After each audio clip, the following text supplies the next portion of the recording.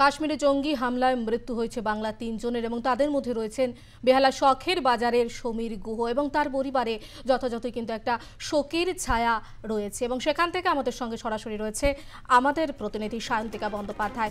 সায়ন্তিকা, কিছুই বলার অপেক্ষা রাখে না, স্বভাবতই একটা শোকের ছায়া সেটা তো থাকবে। কি ছবি এই মুহূর্তে দেখতে পাচ্ছ?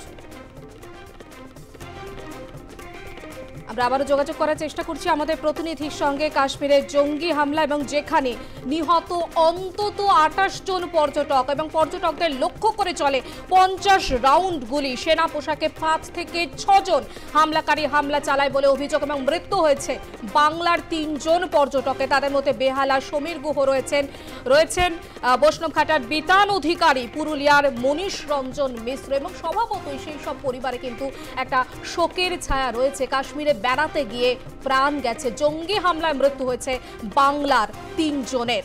আমরা নজর রাখবো বেহালার দিকে, বেহালা শখের বাজারে, যেখানে কাশ্মীরে বেড়াতে গিয়ে মৃত্যু হয়েছে শখের বাজারের সমীর গুহ। সেখান থেকে আমাদের সঙ্গে সরাসরি রয়েছে আমাদের প্রতিনিধি সায়ন্তিকা বন্দ্যোপাধ্যায়। সায়ন্তিকা, একটা শোকের ছায়া যে থাকবে এরকম একটা ঘটনা নিশ্চয়ই বজায় রয়েছে এবং সেই শোকের ছায়া কি ছবি এই মুহূর্তে দেখতে পাচ্ছ?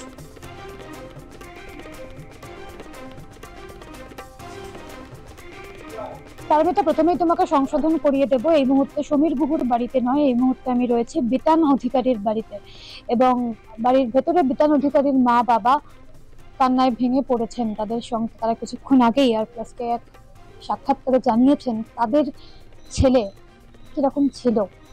স্বাভাবিকভাবেই সন্তানকে হারিয়ে একজন মা বাবার মনের অবস্থা ঠিক কি হতে পারে সেই কথা, সেই পরিস্থিতি আলাদা করে ব্যক্ত করার দরকার পড়ে না। এটা হচ্ছে বিতানের বাড়ি, এখানে কিন্তু এটা বিতানের মূল বাড়ি এবং এখানেই বিতানের মা বাবা রয়েছেন এবং গতকাল সন্ধ্যাবেলায় তারা জানতে পারেন তাদের একমাত্র আদরের সন্তান বিতান আর কিন্তু নেই। এবং এই মুহূর্তে বেহালার কাউন্সিলর এই ওয়ার্ডের এবং আমরা দেখতে পাচ্ছি মালা রায়, তিনি এসছেন সরাসরি সেই ছবি এবং তার মা বাবার মনের অবস্থা আলাদা করে সত্যিই তো বলার অপেক্ষা রাখে না। কারণ আমরা দেখতে পাচ্ছি যে কিছুক্ষণ আগে ফেরহাদ হাকিম তিনিও কিন্তু বিতানের বাড়িতে এসেছিলেন এবং একদিকে সেই ছবিটা আমরা সরাসরি দেখাবো। এর পাশাপাশি একটা কথা কিন্তু যেটা বলবো পারমিতা, যে যেখানে এই মুহূর্তে আমি দাঁড়িয়ে রয়েছি সমীর গুহর বাড়ি থেকে বিতান অধিকারীর বাড়ির দূরত্ব খুব একটা কিন্তু বেশি নয় এবং দুটো বাড়িতেই শোকের যে আবহ, একদম শোকের আবহটা একেবারে এক, শোকের সংজ্ঞা বা শোকের তারতম্য কিন্তু কোথাও কোনো জায়গায় নেই। এবং বিতানের মা বাবা তারা দুজনেই বয়স্ক এবং এই মুহূর্তে আমরা দেখছি মালা রায় তিনি কিন্তু এসেছেন, একদম এক্সক্লুসিভলি সেই ছবি সরাসরি আমরা দেখাচ্ছি।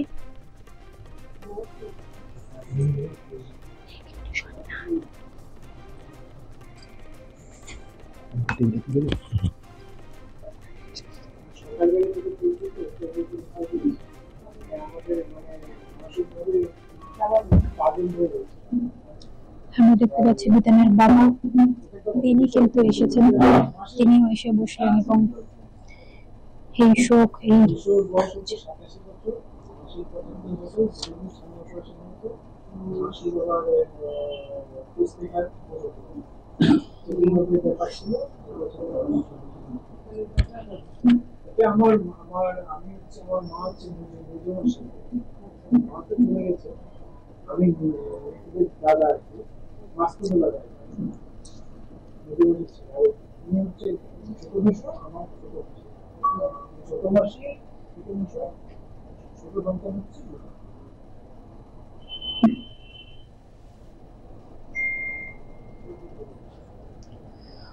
অত্যন্ত শোকের একটা আবহ এবং এই জায়গায় সান্ত্বনা বাক্য বা স্তুতি বাক্য সত্যি কার্যত কাজ করে না। এবং বারবার করে যেটা বলতে হচ্ছে, একজন সন্তান হারিয়ে ফেলা মা বাবাকে কোনো রকম কোনো সান্ত্বনা বা কোনো রকম কোনো সমবেদনা জানানো কার্যত ধৃষ্টতা। এবং তুমি দেখতে পাচ্ছ যে ছবি একদম সরাসরি আমরা তুলে ধরছি তাদের অবস্থা, তাদের উপর দিয়ে যে ঝড় বয়ে গিয়েছে। এবং সব থেকে বড় কথা, বিতানের মা যে সন্তানকে তিনি 10 মাস 10 দিন নিজের গর্ভে ধারণ করেছেন, আজ রাত্রেবেলা সেই সন্তানকে তিনি শেষবার দেখবেন কিন্তু মুথার অবস্থায়।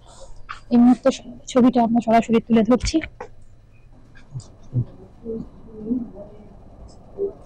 আমরা দেখতে পাচ্ছি বিতানের মা, তিনিও কিন্তু এসে গিয়েছেন, তিনিও রয়েছেন।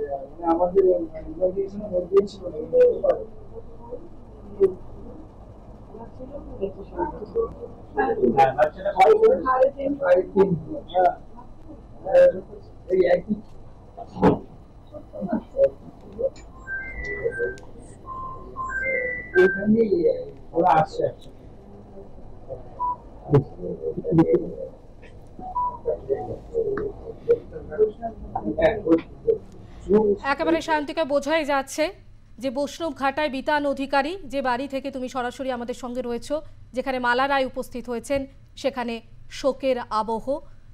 অবশ্যই নজর রাখো শান্তিকা সেদিকে। আপাতত ধন্যবাদ তোমাকে। শান্তিকা বন্দ্যোপাধ্যায় আমাদের সঙ্গে বৈষ্ণবঘাটা থেকে বিতান অধিকারীর বাড়ি থেকে আমাদের সঙ্গে সরাসরি ছিলেন।